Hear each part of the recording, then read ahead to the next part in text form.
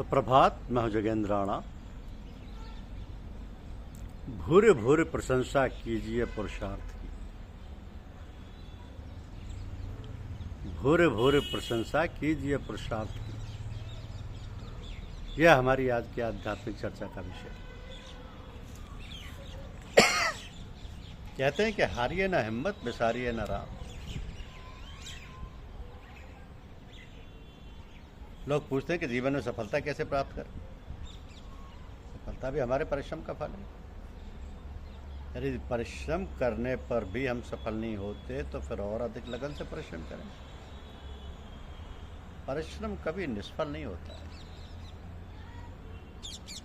हाँ, ये बात जरूर है कि असफल होने पर निराश नहीं होना चाहिए। बहुत से लोग असफल होने पर हतोत्साहित होकर भाग्य को दोष देने लगते हैं और वो सोचने विचारने का कष्ट नहीं करते कि आखिर हमारी असफलता का क्या कारण है। क्या हमने प्रयत्न अपनी शक्ति भर किया है? और जो भी बातें हमको सफलता प्राप्त करने के लिए करनी चाहिए, ये सब की हैं या नहीं? पर सांस बटोर कर सच्ची लगन और उत्साह के साथ काम पूरा करने में हमें जुट जाना चाहिए। हारिए न हिम्मत, बिसारिए न राम। हिम्मत है मर्दा, मदद है खुदा। जब आदमी ईश्वर का सहारा, आसरा और भरोसा पकड़कर काम करता है सच्चे दिल से, तब सफलता उसके कदम चूमती है। सफलता उसके पीछे पीछे चलती है। करे तो आदमी सच्ची लगन और हिम्मत बांधकर काम, उसे भगवान का ही समझकर भगवान के लिए ही करे, तो फिर आप देखेंगे किस प्रकार सफलता हंसते हंसते हाथ आती है। आपका उत्साह दूना बढ़ता है तथा आश्चर्यचकित होते हैं। भाग्य के विषय में कुछ अन्य विचार भी लोग रखते हैं और कभी कभी ऐसा लगता है कि उनकी बात सही भी है। ऐसा बहुत से मानते हैं और शास्त्रों की मिसाल भी देते हैं कि भाग्यम फलति सर्वत्र, न विद्या न च पौरुषम। भाग्यम फलति सर्वत्र, न विद्या न च पौरुषम। अर्थात यह सदा भाग्य ही फलदायी होता है।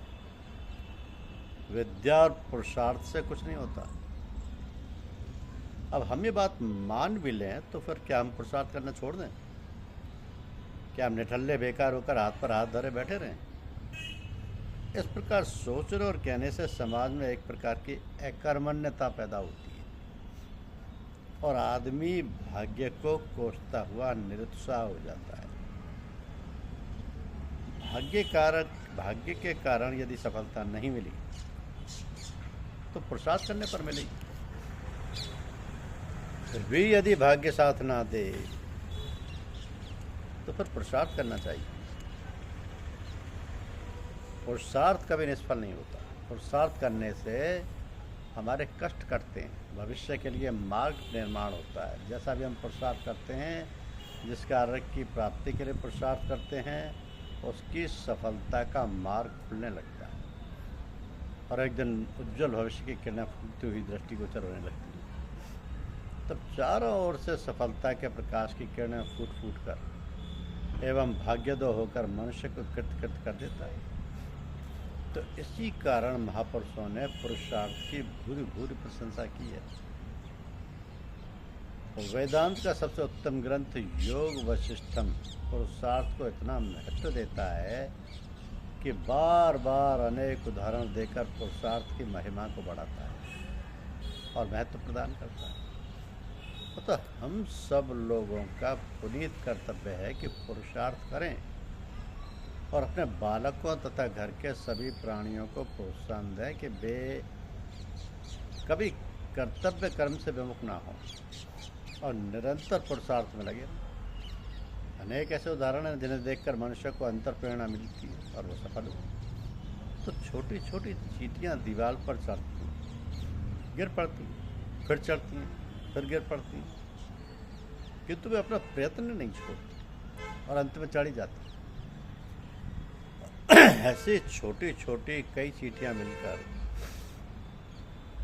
बड़ी बड़ी चीज़ों को खींच कर ले जाती हैं। फिर मनुष्य तो बुद्धिमान है, ना जाने कितनी कितनी शक्तियाँ भरी हैं उसके अंतर में, जिन्हें केवल उचित प्रयास करने से हम प्रयोग में ला सकते हैं। तो संसार में अनेक विषयों और अनेक प्रकार की कलाओं तथा विज्ञान ने अत्यंत उन्नति की है, नाना प्रकार के आविष्कार किए। ये सब पुरुषार्थ और अथक प्रयास से ही हो सका है। अतः हम सबको चाहिए कि निष्क्रिय ना बैठें और पुरुषार्थ करने में लगे रहें। नर हो ना निराश करो मन को, कुछ काम करो, कुछ काम करो। अब बात कहने में तो अटपटी और उल्टी लगती है, मगर है बिल्कुल ठीक कि मनुष्य कहते हैं दूसरों से, बड़े बड़े से, देवी देवताओं से, भगवान से कि हमारे ऊपर कृपा करो, दया करो। हम कहते हैं अपने ऊपर कृपा करो, दया करो। इस पर लोग कहते हैं वाह साहब आप तो उल्टी बात कहते हैं, आप दया करें हमारे ऊपर। बात ऐसी है कि हमारे अंदर ये त्रुटि है, ये गड़बड़ी है और ये खराबी है, यह देख समझकर कि ये सब बातें मनुष्य में नहीं होनी चाहिए। ये तो सब बातें धर्मशास्त्र के मर्यादा के विरुद्ध हैं। कोई भी इन बातों को देखेगा तो हमसे नफरत करेगा। अतः हमको चाहिए कि इन बातों को अपने से दूर करें।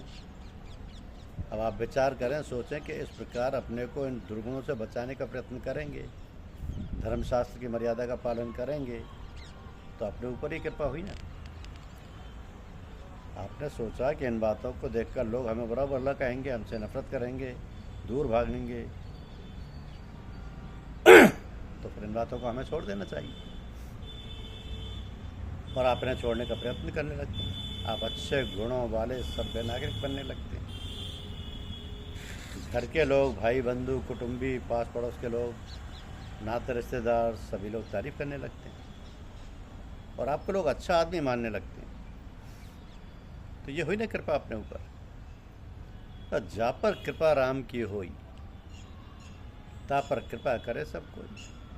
ये बिल्कुल सही है कि राम की कृपा जिस पर होती है उस पर सभी लोग कृपा करते हैं। तो राम तो सर्वव्यापक हैं, कण कण में रमे हुए हैं और विशेष रूप से हमारे अंतरतम में हैं।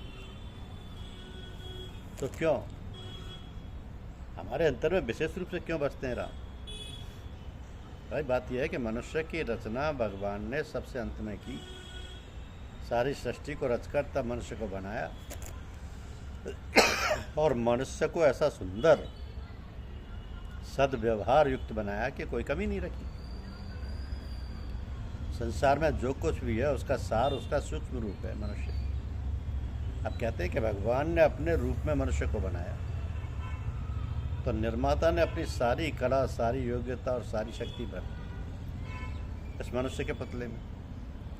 संक्षेप में यूँ कहें तो अतिशयोक्ति ना हुई कि भगवान स्वयं ही तो मनुष्य बना है। तो हम जो हैं, हमसे हमारा मतलब आप सभी लोगों से, संसार के सभी प्राणी मात्र से, ये सब उसी रूप में है। मगर हम तो अपने को कुछ और समझते हैं। क्या समझते हैं? नाना रूपों में नाना भेदभाव करके ना जाने क्या मानते हैं। जाति पाति भेद, स्त्री पुरुष भेद, पंडित और मूर्ख भेद, ऊंच और नीच भेद, बालक युवा भेद, निर्बल और धनी भेद, राजा प्रजा भेद। इन भेद और मत मतांतरों का कोई ठिकाना नहीं, इनका कोई ठिकाना नहीं। इनसे तो बचना चाहिए, इनसे बचना जरूरी है, क्योंकि ईश्वर की कृपा तो सब पर एक सी है। यह सब संसार का प्रपंच है, यही है संसार। हमारे विचार, हमारे संकल्प ही हमें दबाए हैं, ढके हैं, लपेटे हैं हमको, और हमें दोष देते हैं, हम दोष देते हैं दूसरों को। तो जो हम सोचते हैं, विचारते हैं, संकल्प करते हैं, उन्हीं का प्रभाव दूसरों पर पड़ता है और उसी की प्रतिक्रिया होती है हम पर, और हम दूसरों को धोखा उत्पन्न करते हैं। तो इन सब से बचना ज़रूरी है हमारे लिए, क्योंकि जब तक हम खुद अपना आत्मदर्शन नहीं करेंगे तब तक हम ईश्वर के नज़दीक नहीं पहुंच पाएंगे। आत्मदर्शन करें, खुद को जानें, ईश्वर को पहचानें, ईश्वर की शक्तियां जो हमारे पास हैं उनको अपने हित में, समाज के हित में, सबके हित में इस्तेमाल करें, ईश्वर के बताए हुए रास्ते पर चलें, तो ईश्वर स्वयं प्रकट हो, स्वयं दर्शन हो, ईश्वर की प्राप्ति होगी। धन्यवाद।